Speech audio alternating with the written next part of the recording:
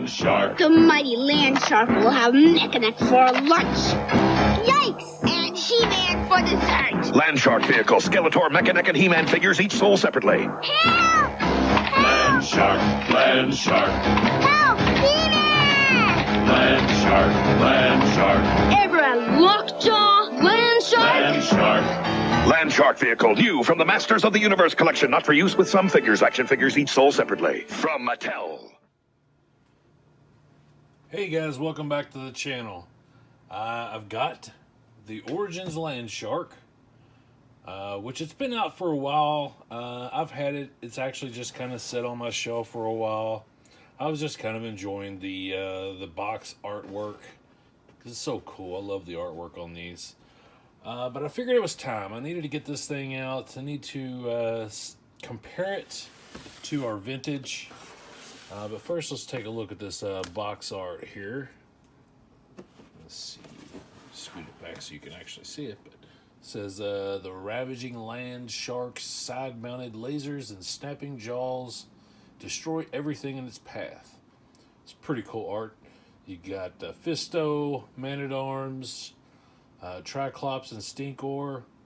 You got all your cross-sell art here, as well as the cross-sell for Castle Grayskull, which maybe one day I'll get one. But yeah, I thought it'd be cool to get this thing out of the box, take a look at it, and let's compare it to its predecessor, the vintage original. So, let's see what we got to do to open this thing up. Looks like there's tape on the side here.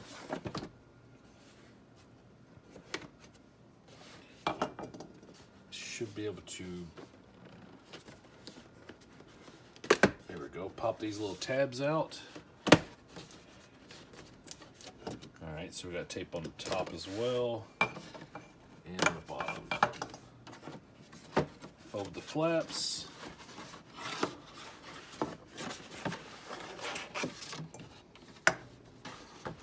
And we should just be able to slide this thing out.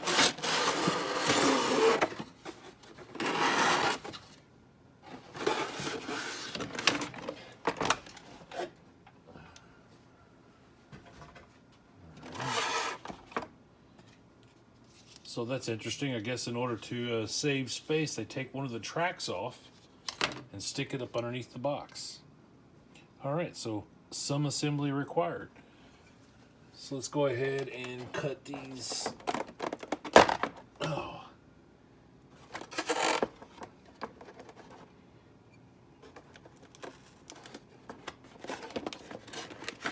See if I can do this by holding it so I don't have to shake the camera every time.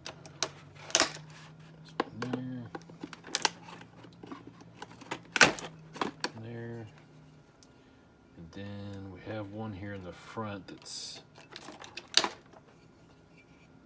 looks like it's feeding through the treads.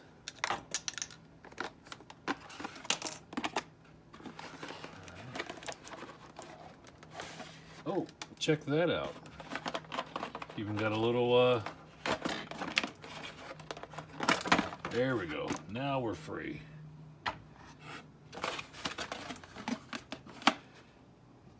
One more holding this piece on. There we go. All right, so I got all the pieces out here.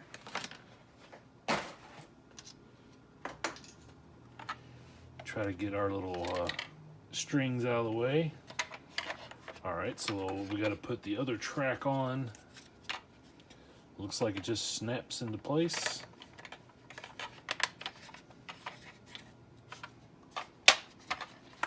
Like that. And we put our other gun on. There we go. There you have it. Not a whole lot to it. It is a cool looking vehicle. All right, so we got it all out of the box, everything put together, and we decided to let old Skeletor have a ride in it. And as you can see, when you roll it back and forth, the mouth opens and closes just like our vintage. But it's not an exact copy of the vintage. It's quite a bit bigger. The guns are a lot larger. Color-wise, it's pretty accurate. Now this vintage version has quite a bit of wear on it, but it's, you know, reasonably in decent shape for something that's 40 years old. Except the mouth doesn't open and close on this one anymore, unfortunately. But as you can see, the guns are quite a bit larger on this. They actually protrude past the rear end of the Land Shark. Whereas on our vintage, bring it in here where you can see it, on our vintage, it cuts off basically right at the end. So yeah, so it's upscaled and exaggerated quite a bit more than the original, if that makes any sense. Skeletor does fit in both. Now I'm using the Origins version of Skeletor to demonstrate. He does fit in our vintage just fine, as does basically all of the standard body 5.5 inch from the vintage line, as well as the Origins line. So yeah, it's still good, but this is better. Now I say that because it's scaled up a little bit, and the figures just seem to fit in it a little more comfortably. You got a little bit more room. We're looking at lengthwise on our new Land Shark. And we're going to measure from the tip of the nose. We'll go all the way back to the end of the gun on the side, and you're at 13 inches. As far as width,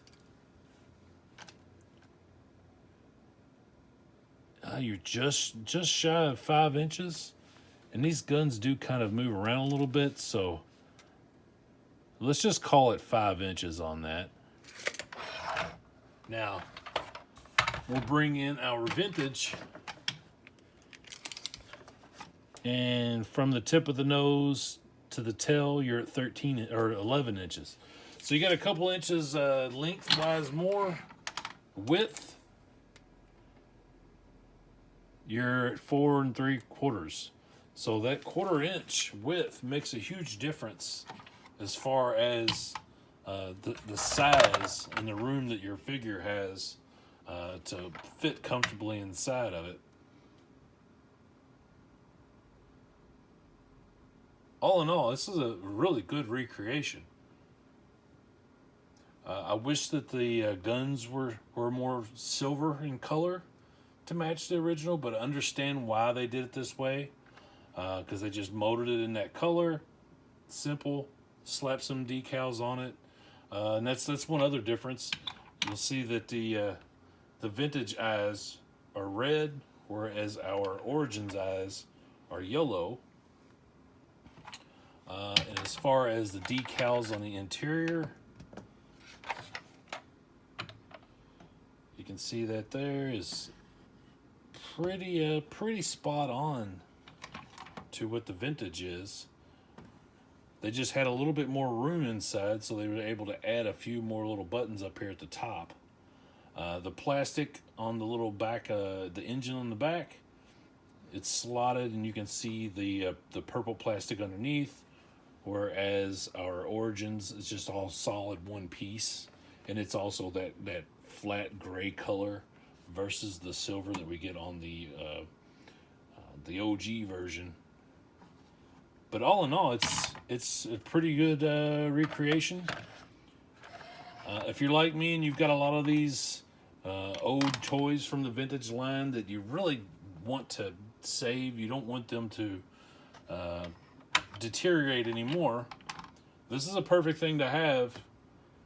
Put your OG stuff away, box it up safely for storage, and you know what? Keep your Origins vehicles out for display.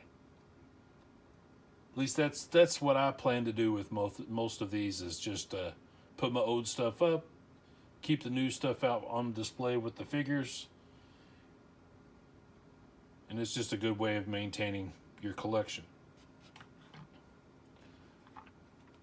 So yeah, that's about it for this. I do think that they did a good job here. I believe it's the same way with the Wind Raider. I haven't picked it up yet, but from what I've seen, the Wind Raider, that size upgrade made a huge difference as far as the figures fitting in it comfortably. I brought out my Masterverse Skeletor because I thought I would give it a try with him inside the new Origins Land Shark, because I thought, you know what, it's bigger, it should have room for him. So, but the problem I'm having is bending his legs because of this, the little sash. If he would sit flat, it would work out just fine because it is sized perfectly for him. Just unfortunately, this figure in particular doesn't sit in there very well. Plus, he's got the big feet. But if you take, let's see, I've got Evelyn. If you take your Masterverse Evelyn,